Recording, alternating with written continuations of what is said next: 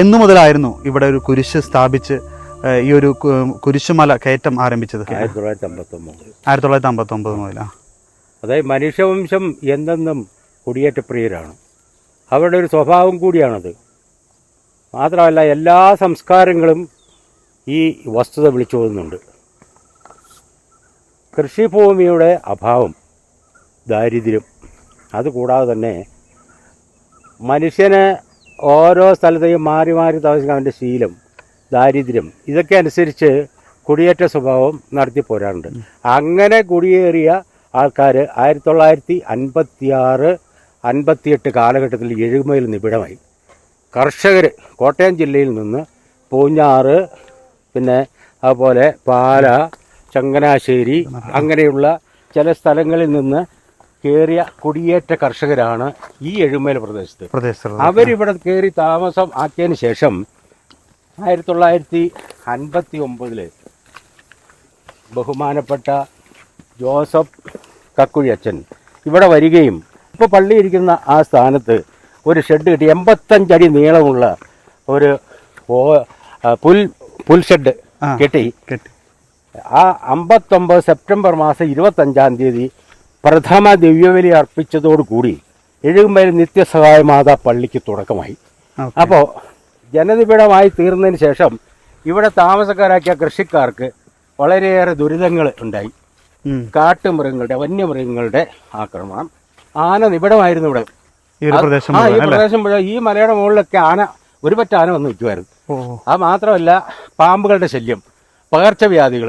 അവർ കൃഷി ചെയ്യാൻ തുടങ്ങിയ ആ സമയത്ത് ആ കൊടി അതെല്ലാം വാട്ടരോഗം, ദ്രുതവാട്ടം, പൂപ്പൽ രോഗം, ഇങ്ങനെ ബുദ്ധിമുട്ടിയിരുന്ന അവസരത്തിൽ ഈ ആളുകൾ എല്ലാവരും കൂടി പള്ളിയിൽ ഒത്തുകൂടി. അച്ഛൻ്റെ നേതൃത്വത്തിൽ ഒത്തുകൂടി കഴിഞ്ഞ ശേഷം അവർ ഭക്ത്യാദരപൂർവ്വം ദൈവത്തോട് പ്രാർത്ഥിച്ച് അച്ഛൻ്റെ നേതൃത്വത്തിൽ ഒരു കുരിശ്, മരക്കുരിശ്, ഈ ആദ്യകാലത്ത് തക്കാളിമല എന്നറിയപ്പെട്ടിരുന്ന ഇപ്പോൾ കൂമ്പമല എന്നറിയപ്പെടുന്നു, കൂമ്പമല, ആ തക്കാളി മരക്കുരിശ് സ്ഥാപിച്ചു.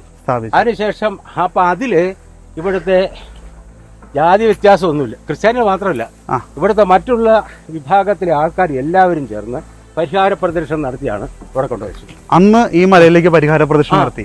അതിനുശേഷം നിരന്തരമായിട്ട് എല്ലാ ദുഃഖവെള്ളിയാഴ്ചകളിലും ഇവിടെ പരിഹാര പ്രദർശനം നടത്തുമായിരുന്നു. ഇതിന് ശേഷമാണ് പിന്നീട് ഇവിടെ ഒരു വലിയ കുരിശ് സ്ഥാപിച്ചത്, ക്രൂശിത രൂപം.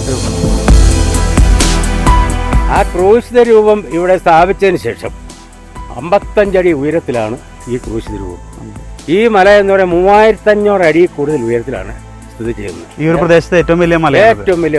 അപ്പൊ ഇത് ക്രൂശിത രൂപം സ്ഥാപിച്ചതിന് ശേഷം മാത്രമാണ് ഇത് കൂമല എന്ന് പേരിൽ അറിയപ്പെടുന്നത്. ആദ്യം സർവേ ഓഫ് ഇന്ത്യയുടെ മാപ്പിൽ തക്കാളിമല എന്നായിരുന്നു അറിയപ്പെടുന്നത്. ഈ അന്നത്തെ ഈ പറഞ്ഞ പോലെ ഈ പറഞ്ഞ കൃഷിനാശം, അതുപോലെ വന്യജീവി ആക്രമണം, ഇത് കൂടിയതുകൊണ്ടാണല്ലോ ഒരു കുരിശ് സ്ഥാപിച്ചത്. അതിനുശേഷം ഇതിന് മാറ്റം ഉണ്ടായി. പിന്നെ ആളുകൾക്ക് ഈ വന്യമൃഗത്തിന്റെ ശല്യം ഉണ്ടായിട്ടില്ല, പാമ്പിന്റെ ഉപദ്രവം ഉണ്ടായിട്ടില്ല, കൃഷിനാശം സംഭവിച്ചിട്ടില്ല എന്നാണ് പഴമക്കാർ പറയുന്നത്. ഇതങ്ങനെ പൂർവ്വര് പറഞ്ഞ് കേട്ടുള്ള അനുഭവമാണ് ഞാനിപ്പോൾ ഇവിടെ സവിസ്തരം പ്രതിപാദിക്കുന്നത്. അതിനുശേഷം ഈ കുരിശുമല പ്രശസ്തി അറിയിച്ചു.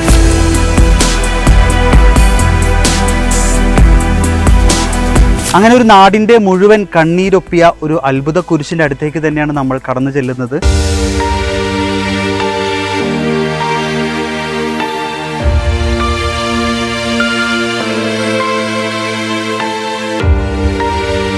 നമ്മൾ മല കയറുന്നതിനിടയിൽ ഇവിടെ ഒരു കുരിശുമല സ്ഥാപിതമായതിൻ്റെ പിന്നിലെ ചരിത്രം നമ്മൾ കേട്ടു. 1959 ആദ്യമായി ഈ മലമുകളിൽ ഒരു കുരിശ് സ്ഥാപിതമായത്. ഞാനിപ്പോൾ നിൽക്കുന്നത് അന്ന് കുരിശ് സ്ഥാപിച്ച അതേ പ്രദേശത്താണ്. അന്ന് സ്ഥാപിച്ചത് ഒരു മരക്കുരിശാണ്. ഈ ഒരു പാറയുടെ പുറത്ത് കല്ലുകൾ കൂട്ടിവെച്ചാണ് അന്ന് ഒരു മരക്കുരിശ് സ്ഥാപിച്ചത്. അതിന് പിന്നീട് ആ മരക്കുരിശ് മാറ്റുകയും ഇപ്പോൾ നമ്മൾ കാണുന്ന ഈ ഒരു കുരിശ് ഇവിടെ സ്ഥാപിക്കുകയും ചെയ്തു. ഇതിലാണ് 14ാം സ്ഥലം അവസാനിക്കുന്നത്.